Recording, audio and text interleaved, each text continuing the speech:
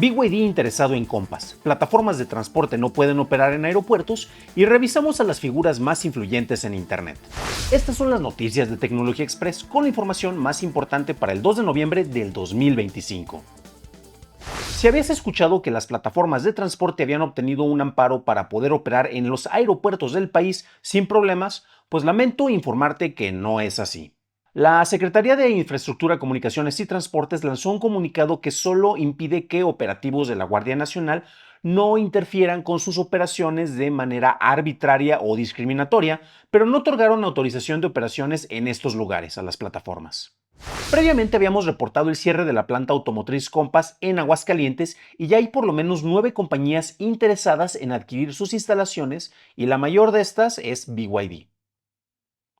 Las ofertas fueron confirmadas por la gobernadora del estado, Teresa Jiménez, quien también advirtió que la decisión final vendrá por parte de Nissan y sus socios ante el cierre paulatino que se espera llegue a mediados del 2026.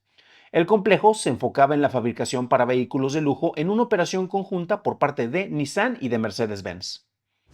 El CEO de Amazon, Andy Jassy, afirmó que los recientes despidos de casi 14,000 empleados a nivel corporativo provienen de la necesidad de recuperar la agilidad y reducir la burocracia y no vienen por implementaciones de herramientas basadas en inteligencia artificial o la reducción de los costos. Durante la presentación de los resultados trimestrales de la compañía, Jassy describió los recortes como un reajuste cultural después de años de expansión. Amazon registró ingresos trimestrales de más de 180 mil millones de dólares con un incremento del 13% en comparación con su año anterior. Nvidia se convirtió en la primera empresa en alcanzar un capital de mercado de 5 billones de dólares gracias al auge de la IA que provocó una alta demanda en sus GPUs. Entre los factores clave se incluyen las charlas entre los Estados Unidos y China relacionados a la fabricación y exportación de los chips Blackwell, las proyecciones del CEO Jensen Huang de las ventas por 500,000 millones de dólares, así como los planes de creación de 7 nuevas supercomputadoras para Estados Unidos. Pasamos a la noticia más importante del día, y es que Reuters liberó los resultados de un estudio enfocado en figuras influyentes en redes sociales y canales de video en Internet. El estudio tomó varias encuestas entre 2024 y 2025 en diversos países para encontrar quiénes son las figuras que más llamaban la atención en este medio, desde marcas, pasando por creadores de contenido o conductores de noticieros, enfocándose en los usos hechos en Facebook, X, YouTube, Instagram, Snapchat o TikTok. Los resultados dan un acercamiento a la manera en que las personas nos exponemos a los temas relevantes en Internet. En el análisis vamos a revisar las figuras más influyentes en México. Antes de seguir con el análisis, recuerda que este proyecto solo puede continuar con tu apoyo. Así que si valoras el contenido y quieres que se siga produciendo, pues éntrale a la cooperacha en patreon.com/noticias de tecnología. Y recuerda que también una calificación de 5 estrellas en Spotify o en Apple Podcast nos ayuda a llegar a más personas. Con la apertura de los medios digitales ha habido, pues sí, efectivamente una mayor apertura a figuras que vienen de medios no tradicionales para que sus palabras y sus mensajes pues puedan llegar a más personas. Dependiendo del país, el discurso social puede verse afectado por opiniones generadas fuera de las figuras ya establecidas y ante la diversidad, pues las visiones se han estado fragmentando en distintos países. Por cierto, les recomiendo, y lo van a encontrar en las notas del episodio, que le echen un ojo a todo el reporte que fue compartido por el Instituto Reuters, en donde podemos ver que países, por ejemplo, como Estados Unidos, Brasil o la India, en ese lugar los creadores de contenido tienen un impacto más marcado debido a que las redes compiten contra los proveedores de información tradicionales como serían la televisión o los diarios o incluso el radio, ¿no? Y en el caso de México es bastante interesante porque las marcas tradicionales son las más influyentes y las figuras periodísticas que han salido de estas plataformas, con marcas me refiero a las televisoras como TV Azteca o Televisa, porque a final de cuentas es una marca, es un medio desde luego, pero si tú ves que alguien salió de Televisa o de TV Azteca, tiene un mayor reconocimiento a que si haya salido de algún otro lado. Y resulta que son las figuras que tienen mayor relevancia en el momento cuando uno está buscando información en Internet. Y ojo porque también tenemos presencia en el listado de figuras y voces nuevas que comparten espacio desde sus canales de YouTube con personajes noticiosos de una década de trabajo. Y nuevamente, esto también lo van a encontrar. Esto es aquí donde ya tenemos el listado de las figuras de México y es súper interesante. Los que nos están compartiendo en video, los que están viendo en video esta transmisión, van a ver la lista y de repente puede ser sorpresa porque alguien puede decir, no sé, ¿te acuerdas de figuras como era Yuya, ¿no? Una de las primeras influencers más poderosas o Luisito Comunica, de los que tenían mayor impacto. Y no, en relación por números de suscriptores o de seguidores, mejor dicho, en las distintas redes, así como el impacto que tienen en el contenido que publican, vamos a ver y en orden de relevancia vamos a ver que, ojo, esto es por cantidad de seguidores, el estudio lo pueden revisar. También les recomiendo que comparen los de otros países porque es fascinante ver lo que pasa en Colombia y Argentina, que lo vamos a mencionar más adelante, en comparación con lo que ocurre aquí en México. Y vemos que aquí tenemos primero a Carlos Loret de Mola, después a Carmen Aristegui y a Joaquín López Dóriga. Seguramente los ubican porque pues tenían los tres presencia en noticiarios importantes y algunos pues migraron. Aristegui Noticias tiene su propio, a pesar de que se ha hecho colaboraciones con CNN, tiene su propio canal de noticias, su propia plataforma. Loret se incorporó, por ejemplo, a Latinus y López Dóriga pues también tiene tanto sus propios canales como son figuras constantes en distintos medios, ¿no? El primero, Loret, es muy interesante porque él ganó más prominencia desde su salida de la televisión abierta. Recordemos que él trabajó mucho tiempo en Televisa pero con el cambio de administración, juegos de políticas, etcétera, pues ya no tenía cabida ahí, ¿no?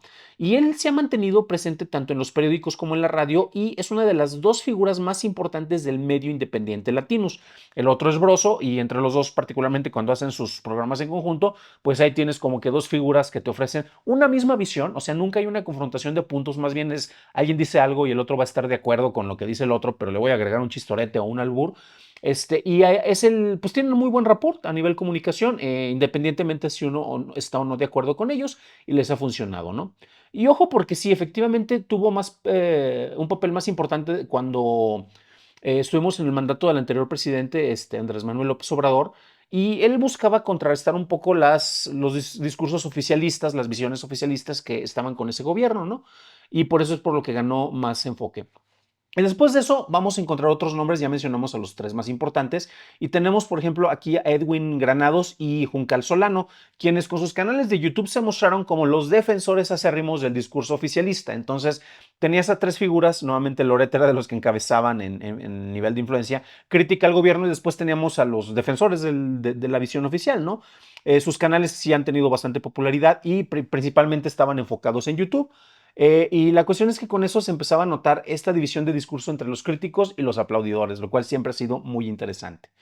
Y después vamos a ver que en los siguientes lugares estos patrones, hay una excepción que vamos a ver en el lugar número 7 más adelante. Adela Micha también es otro de los casos que vamos a hablar, pero si bajamos del lugar 8 en adelante, pues nuevamente vemos cómo se están repitiendo estos patrones y estos lugares, ¿no?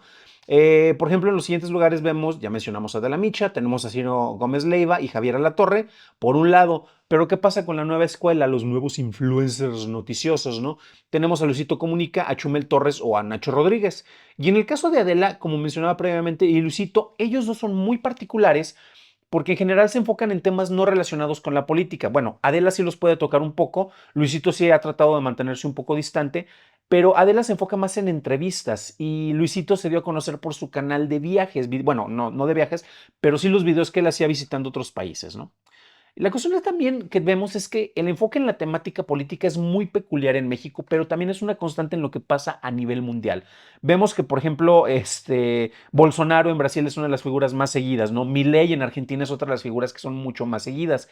Y la cuestión es que en Estados Unidos sí se nota una mayor fragmentación en cómo los discursos se consumen con el impacto social y el impacto político que está ocurriendo por allá. En donde, por ejemplo, pues sí, es muy curioso, pero dentro de esta fragmentación, Donald Trump supo, antes de ser elegido para este nuevo periodo, supo posicionarse, participaba en distintos podcasts, pues muy maga, muy de inclinación de soporte hacia él, y muchos decían que precisamente él ganó las elecciones de los podcasts. En realidad eso fue una exageración, no hubo tanto impacto, pero sí tuvo una mayor presencia y resonancia en esos lugares, aunque no había una correlación directa entre los números de votantes con las personas que consumían este tipo de contenidos, ¿no?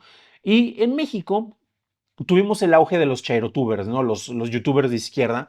Y es que después de que salió del gobierno López Obrador, Sí, Claudia Sheinbaum en este momento en la lista, aquí la podemos ver si subimos un poco, ella está en el lugar número 7, pero definitivamente su antecesor estaba muy por encima, él de hecho llegó a ser de los influencers más de mayor alcance que ocurrían, porque se hacía una combinación de los recursos propagandísticos con las mañaneras, entonces tenías el discurso oficialista que se transmitía en televisión, que se transmitía en YouTube, pero esto, gracias a esto, llegó a tener un podcast, y uso comillas acá porque es básicamente una retransmisión en audio descargable sobre lo que él ya había anunciado con sus discursos oficialistas desde la mañana, ¿no? Y sí, bajaron, y también el impacto de distintos canales que eran apoyadores y aplaudidores del régimen, pues resultó que varios, o si no desaparecieron, sí bajaron muchísimo sus niveles de alcance cuando tuvimos el cambio del anterior presidente a la actual presidenta, aunque sean del mismo partido.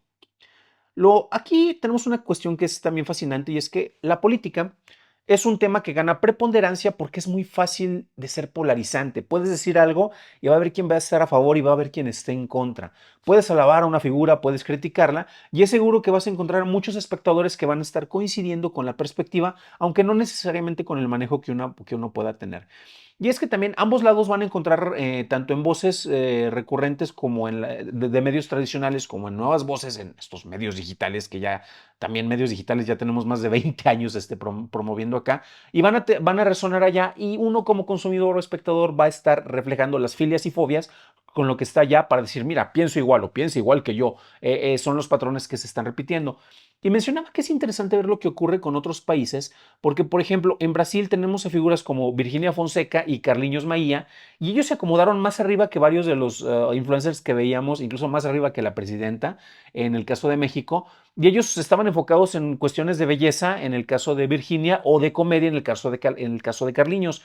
No veo a un Jaime Escamilla, por ejemplo, ahí como Francisco Escamilla, bueno, algún Escamilla, no los veo ahí como unas figuras que a través de la comedia lleguen y resuenen con tanto público, a pesar de que sean muy populares, al menos no en el nivel de lo que está ocurriendo en Brasil. Y la cuestión es que, por ejemplo, en Colombia, si también nos vamos a ver el número de seguidores de este país con distintas figuras en las plataformas, resulta que ellos siguen más a Donald Trump o a Elon Musk que a figuras locales, lo cual es bastante interesante. Para finalizar, puedo decir que ante la pérdida de audiencias en los shows nocturnos, por ejemplo en Estados Unidos, los night shows, recordemos que actualmente la administración de Estados Unidos también ha estado muy impositiva con los críticos del régimen allá. De repente uno dice, pues ¿en qué ventana podrían tener presencia estas figuras? Y la realidad es que YouTube se mostró como una plataforma que es ideal para estas figuras que ya no tenían cabida en televisión. En México lo vimos también con el caso de Loret. Y es que también los consumidores seguimos buscando información noticiosa, pero la cercanía de las plataformas digitales nos van a ayudar a encontrarla, con la ventaja o también la desventaja de que podemos aislarnos en nuestra propia burbuja, en donde vamos a reforzar únicamente nuestras filias, nuestras fobias, nuestras creencias, sin necesidad de confrontarlas con cosas como, no sé, datos corroborables. De repente es bueno revisar esas cosas. Al final, como siempre, es nuestra responsabilidad revisar todos estos datos en lugar de ser solo unos pericos digitales que no entienden lo que ven, pero que no le vamos a dar importancia si contradice nuestra forma de pensar. Si quieres checar la revisión que hicimos hace tiempo sobre el manejo de información y las diferencias entre figuras periodísticas contra los influencers, revisa nuestro episodio 195 para tener más información. Y también recuerda que para poder seguir ofreciendo este contenido necesitamos tu apoyo, así que comparte, suscríbete, escucha los anuncios y, si es posible, éntrale a la cooperacha en patreon.com/noticias de tecnología. Eso es todo por hoy, gracias por tu atención. Nos estaremos escuchando en el siguiente programa y deseo que tengas un increíble inicio de semana.